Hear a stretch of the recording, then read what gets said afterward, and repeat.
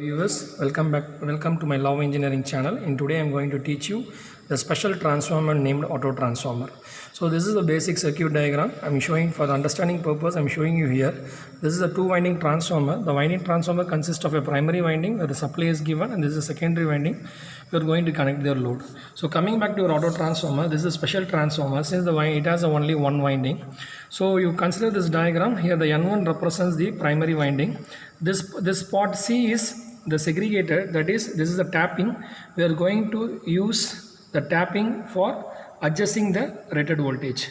So this section is a AB. AB has a number of turns as N1, and the section BC represents the secondary turns, that is N2, and the section A and C represents N1 minus N2.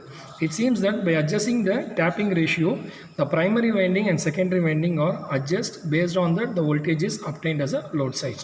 So this is the I1 is the current flowing through the primary winding, I2 is the current flowing through the load circuit, and this point B and C represents I2 minus I1. Now this is the basic circuit diagram of an auto transformer. This is for the understanding purpose. Now I'm going to show you the construction and the components present inside the auto transformer. So this is our auto transformer. This is used in the laboratories. So this is a tapping ratio. We are going to adjust the tapping, and these two ends are the input supply, and this is for the indication purpose, that is the supply is available or not by the, you can understand over here. So I'm open this, I'm removing the compartment here. You see this is an auto transformer. This part is the variable part. We are going to vary.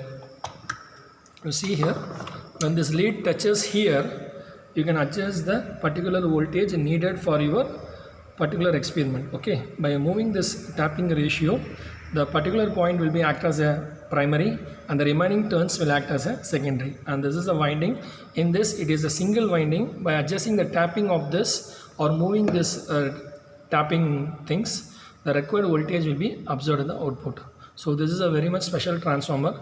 The purpose of going for an auto transformer is the number of turns used in this transformer is lesser when compared to the two winding transformer. The copper usage will be more, but in auto transformer the copper usage will be less. And you see here, this is the compartment, you see the section. So this two end, this two indication, and this is this point. Here you see this is adjust.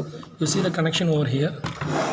You can see the connection, exact connection here.